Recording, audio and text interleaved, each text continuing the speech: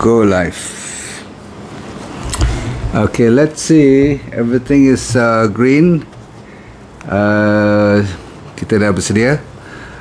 IG, any comment? Okay, dengar suara tak pada malam ni? Semalam dan malam sebelumnya saya diberitahu oleh admin ada orang komplain tak dengar suara. Macam mana malam ni? Kita test dulu dalam masa 10 saat ni, boleh? Ambil masa sikit, saya nak tunjuk gambar uterus. Everything in order? Okey, kita tunjuk gambar sambilan kita menunggu ramai lagi yang akan masuk. Sebab sebenarnya paling ramai IG tak dengar ya. Okey, so saya cuba cabut mic sebab mungkin mic ni tulis hijau. Sekejap saya cuba proses sikit. Tu dengar tak? Ada apa-apa yang boleh kita dengar? Apa IG punya respon? Boleh dengar tak? Cuba tulis kat situ. Tak dengar? Ada tak? Yang lain dapat kan? Sabar ya. Sebab kesian orang IG tak dapat. Ramai juga yang daripada IG yang saya jarang main dengan IG lama dah. Tapi sebab ada permohonan. Okey, saya cuba cabut tengok daripada mic. Jangan pakai mic. Boleh dengar tak sekarang? Ha? Betul? Delay. Okey, cuba dengar dulu suara saya melalui cara tidak pakai mikrofon. Alhamdulillah, syukur. So tak payah pakai mikrofon pun boleh dengar. Okey, penat saya set mikrofon. Admin cuba check tengok Facebook okey? Dengan TikTok okey? Dah, okey. So I'm with 3 camera. Mengharapkan sebenarnya saya lama tak main dengan IG dan juga TikTok, baru belajar. Namun ini adalah social media yang terkenal buat masa kini, jadi kita cuba mengikuti request anda sendiri. Okay? Apa pun belajar tengok ni, yang you tengok bulat-bulat tu adalah dia panggil fibroid. Boleh nampak tak? Dekat sikit saya tunjuk. Okay? Fibroid ni kalau you tengok adalah merupakan di dalam rahim. Faham ya? Dalam rahim. Berarti dia adalah tidak bukan cuma muscle ataupun yang dipanggil otot-otot halus di antara lapisan selepas daripada lining uterus, rahim anda tu di belakang atau di bawahnya tu adalah fibroid, dan dia boleh berlaku kat mana-mana saja, daripada depan, belakang, atas, bawah, kiri, kanan, semua tu tak ada masalah. Dan kadang-kadang kita confuse dengan dia panggil cyst di ovary tu. Jadi anda sekalian jangan risau, saya akan cerita siapa yang ada fibroid. Sebenarnya hampir 1/3 dari wanita, saya ulang, 1/3 daripada anda wanita di sini yang ada fibroid tetapi tidak mengenali atau tidak sedar yang you dah ada. Cuma bila dia mengganggu, dan saya akan bagi gejala ataupun you punya komplain, petanda-petanda supaya you boleh berhati-hati. Sebab kita mulakan dengan berita baik, fibroid tidak membawa maut kecuali kalau dia ada komplikasi. Maksudnya komplikasi bila you dah operate ke nanti, ataupun terlalu besar ke, dia mengganggu organ-organ lain ke, itu pun jarang-jarang. So walaupun saya kata tidak fatal, tidak membawa maut, tak berarti you let go je kan. Jadi you kena berhati-hati ya. Baik, bismillahirrahmanirrahim. Assalamualaikum warahmatullahi wabarakatuh. Kerana sudi join, saya ucapkan terima kasih dan saya doakan anda sihat walafiat satu keluarga, dan sambilan tu kita juga mendoakan orang lain yang tengah mengharungi penyakit, semoga mereka itu cepat sembuh. Syafakallah. Boleh? Okey, alhamdulillah. Okey, fibroid adalah, saya kata apa tadi, muscle di dalam rahim kita yang di belakang lining tu dah mula orang panggil growth, dia tumbuh.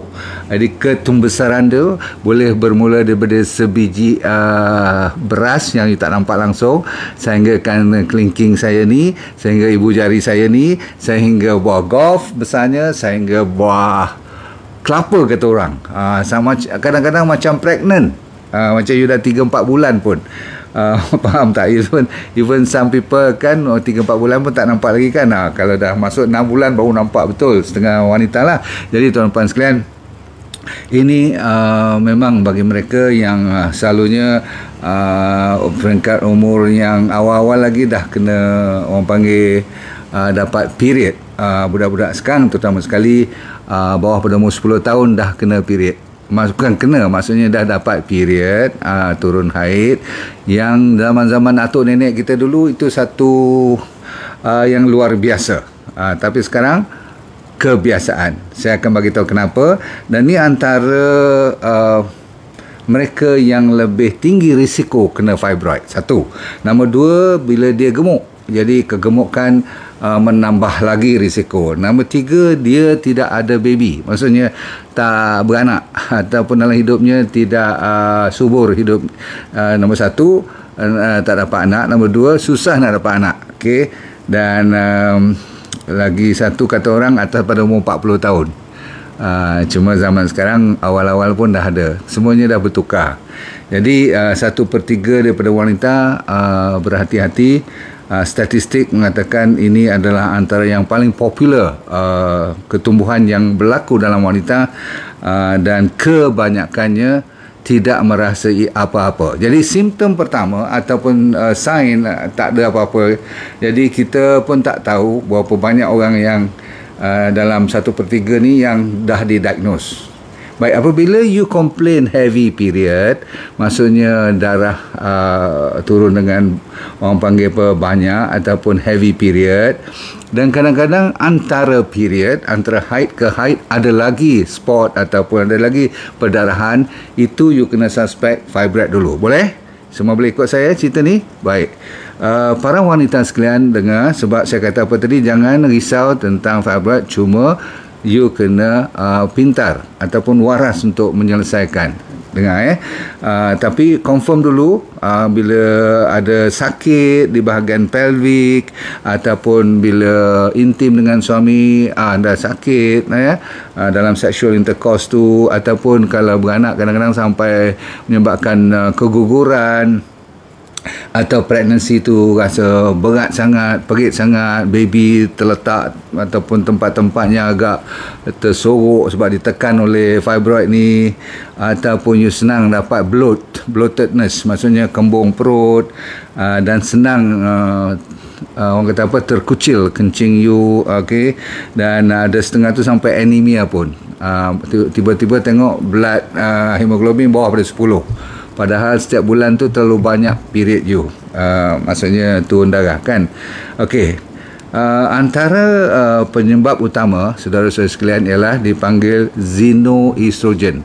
Ini ada kaitan dengan estrogen. Estrogen terlalu tinggi dalam badan kita boleh menyebabkan fibroid berlaku lah.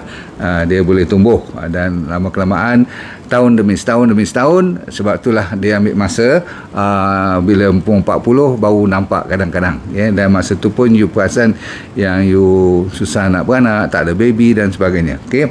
So xenoestrogen antara penyebab yang popular disebabkan toksik, bahan-bahan seperti plastik, bahan-bahan seperti antibiotik yang sintetik, semua ni masuk banyak dalam badan kita, dan pemakanan kita pun banyak bahan-bahan sintetik.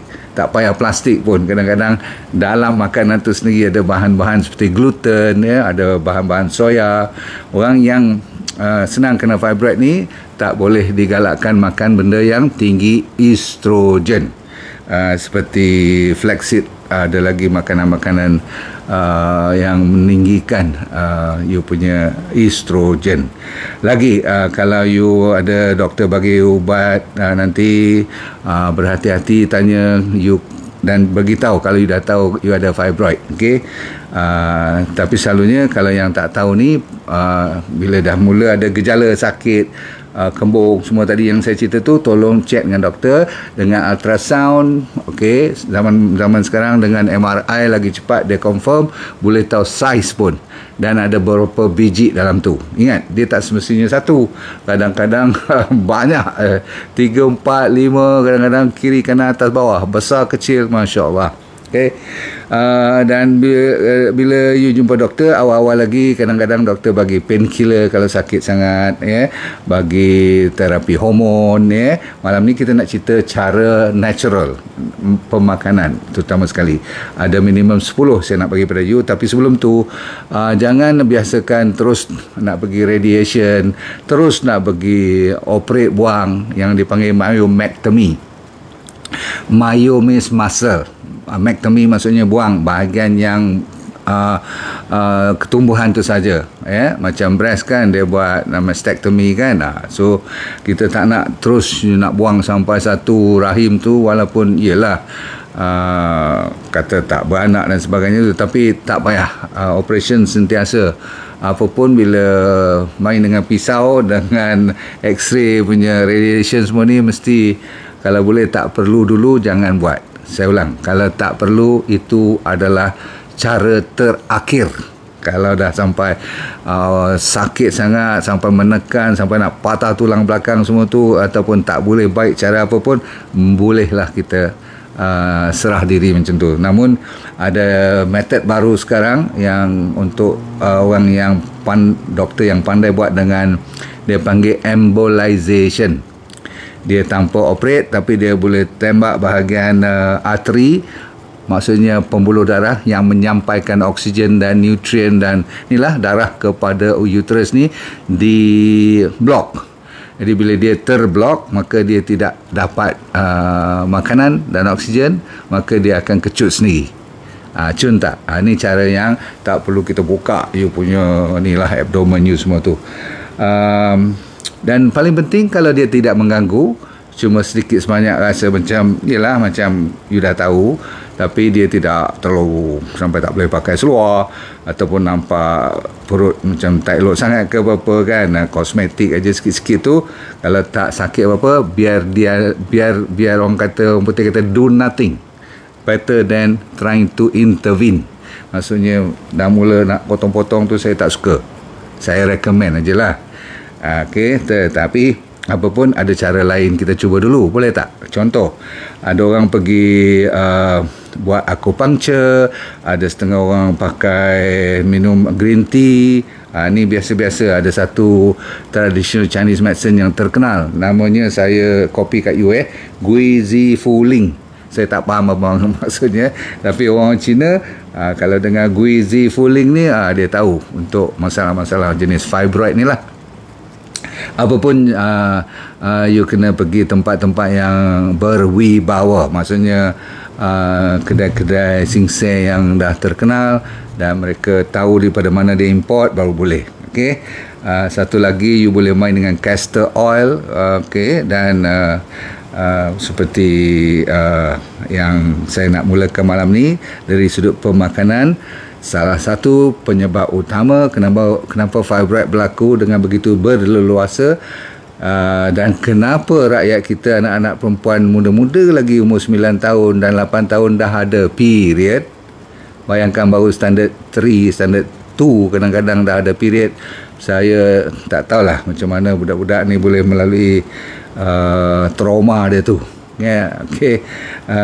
Namun bila besar nanti kena pula fibroid, tak semestilah. Tapi saya kata apa tadi, ini antara statistik yang mengatakan early period lebih senang kena fibroid. Baik, so didapati masalah utama ialah mereka dari kecil lagi, mesti salahnya ibu bapa, saya tak salahkan budak-budak ni, okay, digalakkan atau dibiarkan mereka makan benda bergula, full stop. Bak kata bahasa sains dia panggil hyperinsulinemia. Hyper means tinggi, insulin maksudnya hormon yang membawa masuk, disebabkan gula tinggi sangat, dia terpaksa kerja keras, maka dia kena keluar daripada pankreas lebih banyak pada biasa, maka tinggilah hyperinsulinemia. Emia maksudnya dalam darah. Kesian tak budak-budak ni, daripada kecil umur 2-3 tahun dah digalakkan gula, roti putih, makan benda yang manis-manis, ambil coklat semua, ambil ni, Allah, minuman-minuman kalau you tengok berwarna pula, lepas tu campurlah yang dalam tin, dalam can, dalam botol semua dengan roti, siap. Okey. Nak salah siapa? tak boleh salah siapa. Dia tak kenalah fibroid umur 3, 4, 5 tahun tu. Tetapi bila dia simpan, ini antara dia punya punca. Nombor 2 ialah pemakanan yang nak dikurangkan supaya tak payah pergi operate. Kita cuba nak kecutkan dia ialah dengan cara tidak ambil lagi benda bergula, benda bersusu, dan kurangkan daging yang berat. Berarti ikut apa? Ikut DND diet. Ya, kalau you yang bermazhabkan keto diet, okey, buat keto diet dulu pun tak apa. Bagi saya tidak kita nak gaduh apa-apa. Tapi jangan sesiapa cuba menggalakkan budak-budak muda lagi, daripada anak dara lagi, belum kahwin lagi, dah pandai orang panggil kecanduan gula, benda-benda yang manis, yang tak nampak gula pasir. Tetapi saya selalu kata yang tak nampak tu lebih you jaga-jaga. Bila you main dengan DND diet, tinggikan semua yang saya nak cerita dalam DND diet tu dah ada. Contoh, ada orang kata suruh ambil banyak cauliflower dan cruciferous vegetable. Ini untuk nak kecutkan fibroid ya. Nombor 1 ialah sayur-sayur yang rangup, yang menghijau. Pernah dengar kan? Khas untuk kanser sebenarnya. Tapi ini ketumbuhan juga. Yang tu pun ketumbuhan tumor. Tapi selalunya orang takut dia malignant. Fibroid, dia sebenarnya kalau nak ikut kanser menakutkan, besar. Kalau dia dibiarkan cukup besar. Kalau kanser besar-besar fibroid ni, yang ingat dah meletup-letup dah badan you. Tetapi Tuhan bagi fibroid ni cuma dia panggil sel to multiply jadi besar, tapi dia benign. Benign maksudnya tidak menakutkan sampai nak spread ke tulang belakang, nak naik ke paru-paru, nak naik ke otak kan. Kalau kanser, betul tak? Jadi Alhamdulillah.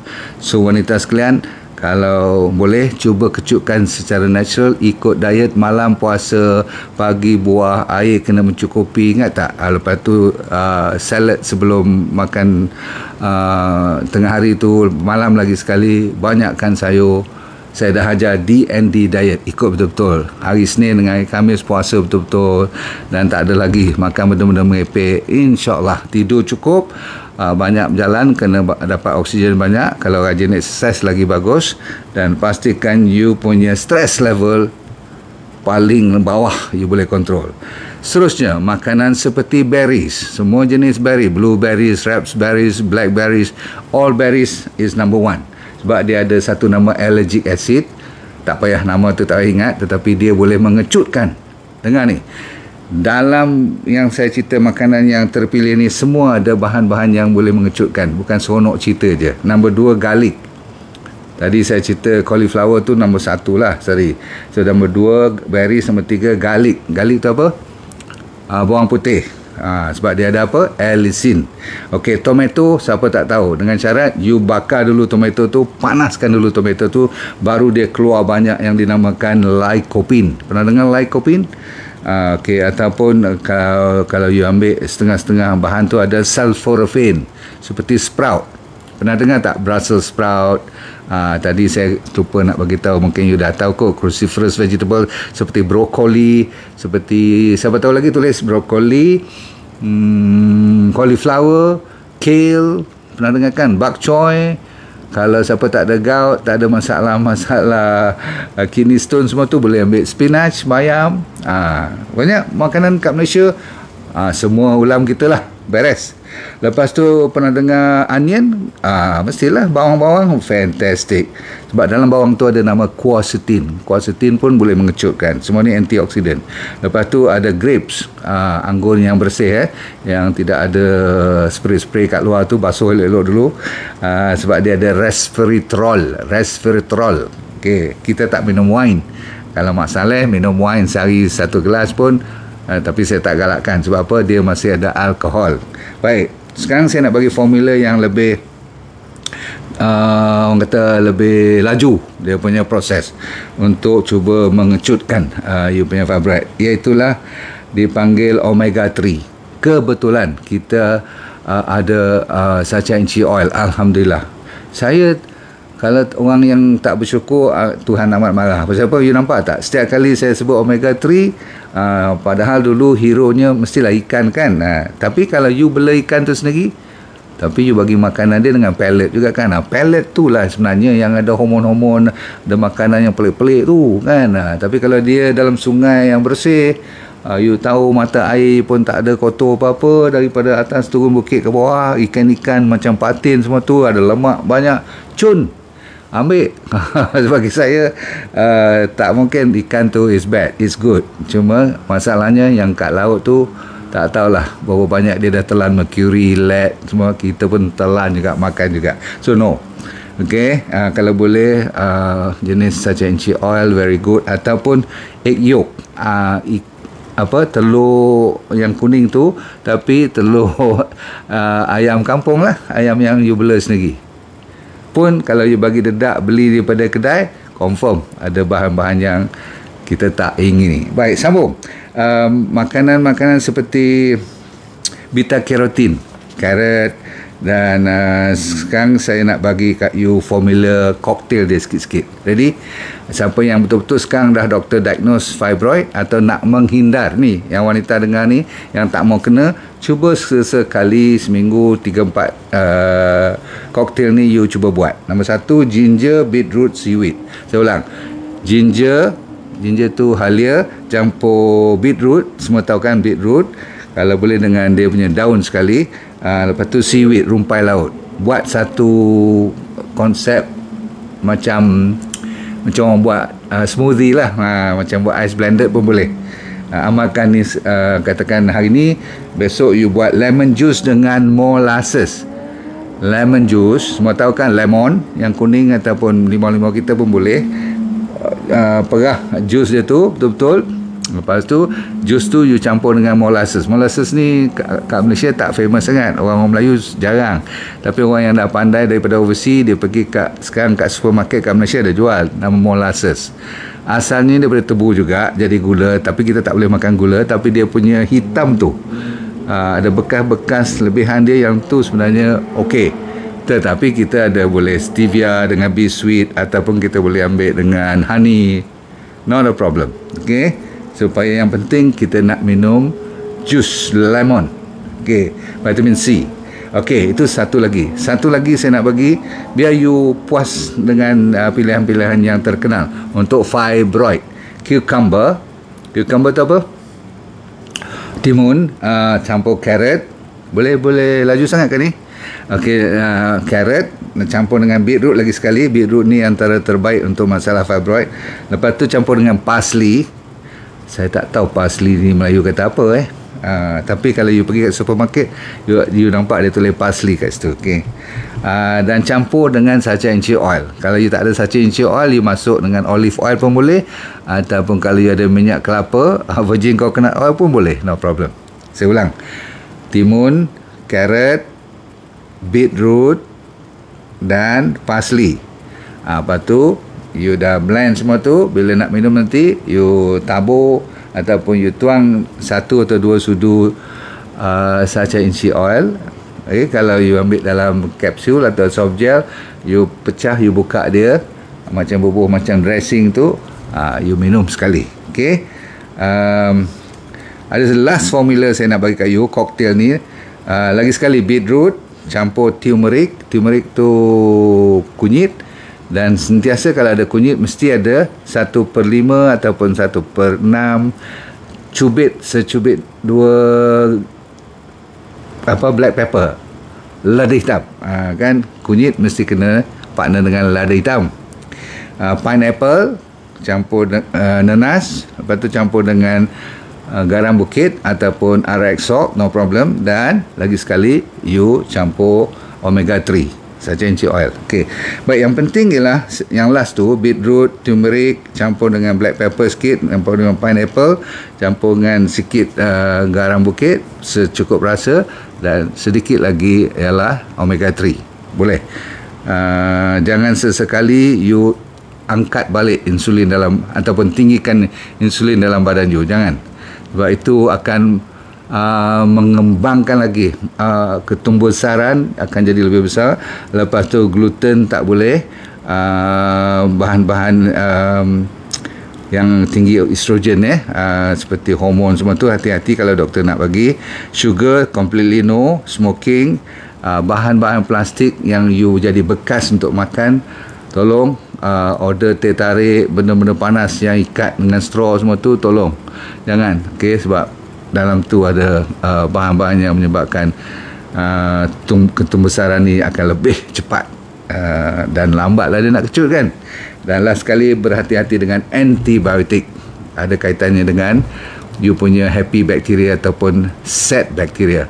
Terlalu banyak antibiotik, bakteria you tak boleh hidup, maka dia akan jadi sedih. Bila dia sedih, kanser kita ni lah, dia kan macam kanser juga kan, dia akan lebih besar. Cuma dia tidak fatal. So sebagai kesimpulan, jangan operate dulu, jangan buat benda-benda yang membahayakan badan, termasuk radiation dan sebagainya. Paling saya suka ialah you buat embolization. Ingat tak, saya kata block melalui pakai special radiation melalui daripada luar. Itu day care je, masuk pagi, tak sampai setengah hari dah clear, you boleh balik petang. Okay. Dan kalau dia kecut, nanti lepas bulan 2 nanti x-ray lagi sekali ataupun scan lagi sekali, buat ultrasound ke. Kalau dia kata, wah dah kurang 50%, Alhamdulillah. Maka saya sentiasa mendoakan anda mendapat sesuatu manfaat, dan tolong share dengan kawan yang tak dapat join kita pada malam ini. You tekan kat situ, boleh tak, untuk saya dan untuk anda juga. Untuk apa? Untuk kita dapat manfaat. Lagi banyak orang dapat ilmu dan dia dapat kebaikan, tak salah. Paling-paling untuk prevention. Kan saya kata 1/3. Itulah topik kita pada malam ini. Mendapat sekurang-kurangnya anda pengetahuan yang lebih daripada biasa. Walaupun anda selalu dengar fibroid, tapi ramai orang tak ambil pot sebab dia tak kena. Kalau dah kena, selalunya proses tu ataupun dia punya ketumbuhan tu dah besar. Sebab bahagian perut ni dia boleh besar kelapa, baru boleh rasa pun kadang-kadang.